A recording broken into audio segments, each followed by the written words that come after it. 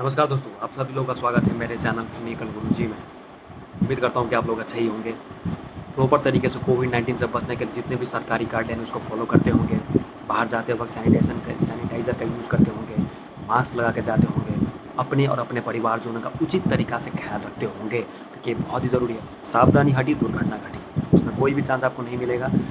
इसीलिए कभी भी निकलते वक्त बहुत ही सावधानी तरीके से आप लोग एहतियात बरतने की बहुत ही ज़्यादा ज़रूरत है। तो चलिए दोस्तों, अभी के लास्ट जो दो वीडियो जो मैंने अपलोड जो की है, तो उसमें मैंने बहुत ही क्लियरली आप लोगों को बताया है कि न्यूबॉर्न के बारे में मैं बहुत ही इंपॉर्टेंट सीरीज़ शुरू कर रहा हूँ। उम्मीद करता हूँ कि इन सब चीज़ों से आप लोगों को फ़ायदा होगा, आप लोगों को जानकारी होगी कैसे बहुत से पेकुलियर और कॉमन साइंस इन्फेक्शंस एक कॉमन गार्जियन होकर आप लोग आइडेंटिफाई कर सकते हैं, और कैसे अप्रोप्रिएट टाइम में एक डॉक्टर के पास सलाह लेने के लिए और डॉक्टर के पास मदद के लिए लेने के लिए आप लोग वहाँ पर पहुँच सकते हैं। तो कोविड-19 का सीरीज़ भी ज़रूरी है, मगर ये भी बहुत ज़रूरी है। तो पिछले 2 वीडियो के सीरीज़ में मैंने बताया था फीवर के बारे में, वो 2 पार्ट सीरीज़ है।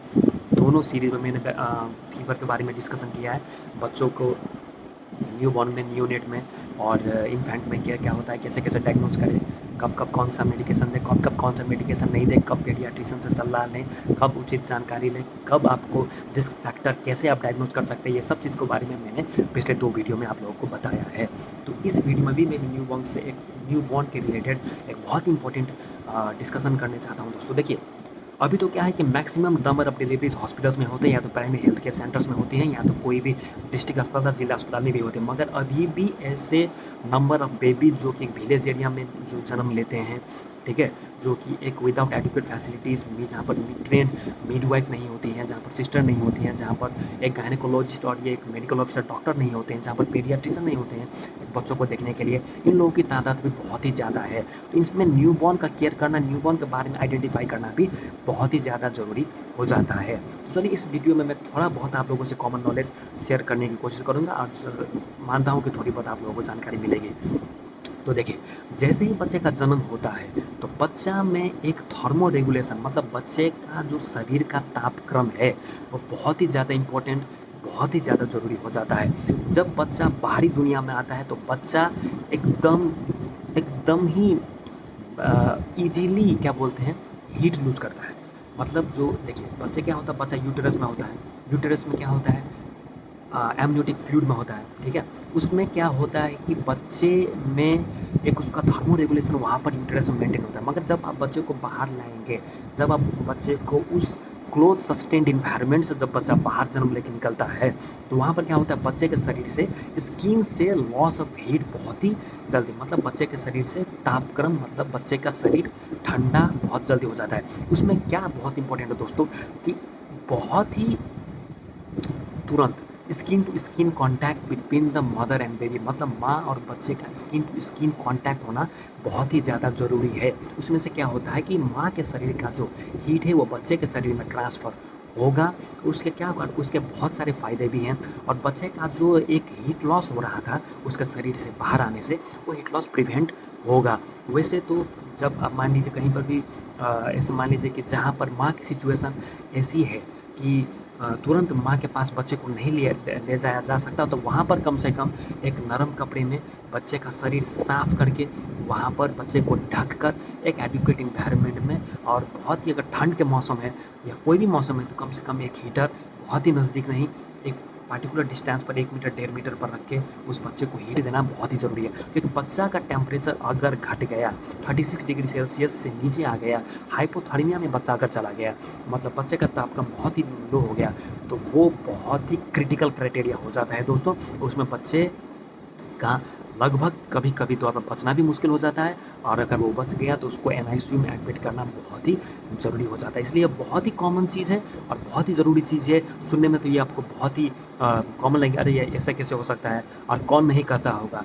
नहीं करते हैं बहुत, मगर ऐसे भी बहुत सारे लोग हैं जो नहीं करते हैं। बहुत सारे लोग करते भी हैं, और बहुत सारे लोग नहीं भी करते हैं। इसलिए इसका जानकारी होना आप लोगों में एक ज़रूरी बात है। और वो दूसरी बात क्या होता है बच्चों, दूसरी बात क्या होता है मेरे व्यूअर, मैं आप लोगों से क्या बताना चाहता हूँ कि बच्चे के शरीर में जब बच्चा जन्म लेता है उसमें सफ़ेद सफ़ेद सफ़ेद पूरा उसके शरीर में उसका लगा होता है। बच्चों को आप तो पूछ देंगे जितना भी ब्लड होता है या कोई एमनियोटिक फ्लूइड होती है, अगर आप उसको सफ़ा कपड़े सफ़ा कर देंगे, मगर उसका सफ़ेद सफ़ेद सफ़ेद पूरे उसके पैर में, शरीर में, ट्रंक में, थाई में लगा होता है, उसको हम लोग मेडिकली वर्निक्स कैसियोसा बोलते हैं। उसको ज़बरदस्ती तेल लगा के या किसी भी चीज़ लगा के ज़बरदस्त उसको घिस घिस के हटाने की कोई भी ज़रूरत नहीं है, ठीक है?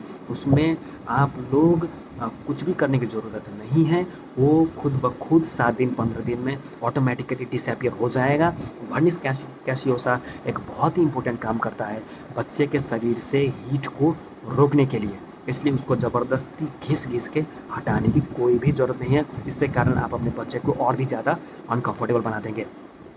और बच्चा का जन्म लेने के बाद 1 घंटे के अंदर ब्रेस्ट फीडिंग कराना, स्तनपान कराना बहुत ही ज़्यादा ज़रूरी हो जाता है दोस्तों। ब्रेस्ट फीडिंग का बहुत डिले मत कीजिए, स्तनपान का डिले कभी भी नहीं करना चाहिए। कोई कोई कभी-कभी सिनेरियो में क्या हो जाता है कि 2 घंटे वेट कर लिया, 4 घंटे वेट कर लिया। मैं फिर बोला, अगर माँ का सिचुएशन ऐसा नहीं है कि वो स्तनपान करा सके, तो कम से कम बाहर से लैक्टोजन फीड, फॉर्मूला फीडिंग लेके उस बच्चे को खिलाइए। 1 घंटे के अंदर अगर वो बच्चा बिल्कुल नॉर्मल है, अगर उसमें कोई भी परेशानी नहीं है, उसके साँस की गति अच्छी है, सब कुछ अच्छा है, अगर आप लोग डायग्नोज़ नहीं कर सकते हैं, कहने का मतलब अगर बच्चा पूरा पिंक है, गुलाबी बच्चा है, ठीक है? तो उसमें और बच्चे का साँस अच्छे तरीके से आ रहा है, ऊपर-नीचे हो रहा है, ठीक है? वो बच्चे अच्छे तरीके से पूरा उसका छाती फूल रहा है, नीचे जा रहा है, तो उसमें फ़ीडिंग कराना ज़रूरी हो जाता है। अगर हाँ, अगर बच्चे का जन्म लेते ही नीला है, नीला अगर उसके हाथ नीले हैं, पैर नीले हैं, होंठ नीले हैं, तो ये बहुत ही क्रिटिकल सिचुएशन हो जाता है दोस्तों। इसका मतलब क्या है कि बच्चे के शरीर में जितनी ऑक्सीजन की मात्रा पहुंचनी चाहिए उतनी ऑक्सीजन की मात्रा वहाँ पर नहीं उसके बाद पहुंची है। उस सिचुएशन में आपके घर के या कहीं भी जितने भी नज़दीक में हेल्थ सेंटर हैं, आपको तुरंत उसको ले जाना पड़ेगा, क्योंकि उस बच्चे को ऑक्सीजन पर रखना ज़रूरी हो जाता है। उस सिचुएशन में आप अपने बच्चे को कभी भी फीडिंग मत दीजिए, उसको फीडिंग से पहले ज़रूरी है ऑक्सीजन। मैं यहाँ पर इस वीडियो में डिस्कशन कर रहा हूँ सिर्फ उन बच्चों की जो कि नॉर्मल है। नॉर्मल के बहुत सारे क्राइटेरिया होते हैं दोस्तों। पिंक है, बच्चा अच्छे से तरीके से सांस ले रहा है, बच्चा एकदम खुल के रो रहा है, बच्चे का आवाज़ तगड़ा है, ठीक है? और क्या बोलते हैं, सब कुछ ऐसे डिटरमाइन करने का, बच्चा का हाथ पैर सब पिंक है, तब आप बच्चे को जब फीडिंग देंगे तो 1 घंटे के अंदर ब्रेस्ट फीडिंग देना ज़रूरी हो जाता है। अगर माँ पिला सकती है तो 1 घंटे के अंदर माँ ही खुद ब्रेस्ट फीडिंग कराए। अगर माँ पिलाने की स्थिति में नहीं है तो फॉर्मूला फीडिंग दीजिए। अगर ब्रेस्ट फीडिंग कराएँ तो बच्चे को एक पोजीशन रखना पड़ता है, बहुत ही नीचे आप बच्चे का क्या बोलते हैं, सर को नहीं रख सकते हैं, क्योंकि बच्चे को फीड करने में तकलीफ होती है। हमेशा बच्चे को इंक्लाइन, उसका शरीर उसके पैरों से हमेशा ऊपर होना चाहिए, तब बच्चा अच्छी तरीके से मुँह खोलेगा। और क्या बोलते हैं, जो माँ का जो स्तन होता है उसका 2/3 भाग लगभग बच्चे के मुँह में होता है, और बच्चा उसको आप पूछ सकते हैं कि ब्रेस्ट फीडिंग से बच्चे को और माँओं को क्या फ़ायदे हो सकते हैं। तो वैसे भी सभी को पता है कि माँ का दूध तो सर्वश्रेष्ठ है, माँ का दूध तो सबसे लिए अच्छा है, मगर उससे इम्पोर्टेंट क्या बात होता है, देखिए सबसे इम्पोर्टेंट बात, माँ का जो पहला दूध होता है उसमें होता है कोलेस्ट्रम। कोलेस्ट्रम में एक ऐसी तत्वें पाई जाती हैं जो कि बच्चे का इम्यूनिटी डेवलप करने के लिए, बच्चे का रोग से लड़ने के लिए, प्रतिरोधात्मक क्षमता विकास करने के लिए वो बहुत ही ज़्यादा ज़रूरी होते हैं, वो बच्चे को पिलाना ज़रूरी है।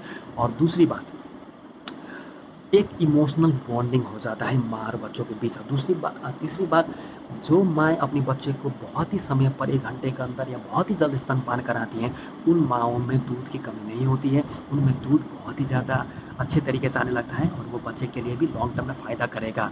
आप जितना डिले करेंगे ब्रेस्ट फीडिंग कराने में, उसमें क्वांटिटी ऑफ मिल्क जो कि मदर में जो डेवलप होना चाहिए उसका क्वांटिटी भी दिन प्रतिदिन क्या होता है, वो घटता ही जाएगा। तीसरी बात, माँ के लिए क्या होता है, एक बोलते हो हम लोग बोलते हैं पोस्टपार्टम हेमरेज, मतलब डिलीवरी होने के बाद, एक जो डिलीवरी होने के बाद क्या होता है कि एक कभी-कभी सिचुएशन में क्या होता है कि बहुत ही सीवियर ब्लीडिंग हो जाता है, उसमें कभी-कभी माँ के जान को भी खतरा हो सकता है, उसमें माँ को भरना भी करना पड़ सकता है। हर एक माँओं में नहीं होता, मगर किसी-किसी माँ में हो सकता है। कोई बहुत ही क्रिटिकल सिचुएशन हो सकता है, उसमें माँ को भरना करने के बाद ब्लड ट्रांसफ्यूज़न भी करने की ज़रूरत पड़ सकती है। मगर जो माएँ अपने बच्चों का स्तनपान सही और उचित समय में करवाती हैं, उसमें जब ब्रेस्ट फीडिंग जो कोई भी बच्चा करता है उसमें जो एक पाठ्यघर होता है, जो एक यूटेरस होता है, उसका मसल्स क्या होता है अच्छी तरीके से कॉन्ट्रैक्ट करता है और पोस्टपार्टम हेमोरेज से माँ को बचाने में बहुत ही ज़्यादा मदद करता है। ठीक है, देखिए बहुत सारे फ़ायदे हैं एक ब्रेस्ट फीडिंग कराने में। और तो मैंने दोस्तों इस वीडियो में कोशिश की कि आप लोगों को और भी नई नई जानकारी दूँ, कैसे बच्चे का टेम्परेचर मेंटेन करना है, कैसे ब्रेस्ट फीडिंग कराना है, कितनी देर में कराना है, कराने से क्या क्या फ़ायदा हो सकते हैं, ठीक है, कब नहीं कराना है, कब आपको बच्चे को तुरंत एक नज़दीकी स्वास्थ्य केंद्र में लेकर दौड़ना है, कौन कौन सा साइन देखेंगे तो आप समझ जाएंगे कि मेरा बच्चा रिस्क कैटेगरी में बिलोंग करता है। तो ठीक है दोस्तों, अब ये वीडियो फिर लंबा हो जाएगा। इस वीडियो में मैंने आप लोगों को जानकारी उम्मीद करता हूँ कि आप लोगों को बातें समझ में आई होंगी। जो बातें आप लोगों को नहीं समझ में आई हैं वो आप मुझे कमेंट सेक्शन में लिख के पठा सकते हैं, भेज सकते हैं, और आप लोगों का डाउट क्लियर करने में मैं कोशिश करूँगा। तो अभी के लिए अब इतना ही। डॉक्टर आनंद साइनिंग ऑफ। और नेक्स्ट वीडियो में मैं फिर कुछ रोचक बातें और जानकारियाँ आपके समक्ष लेकर आऊँगा। धन्यवाद।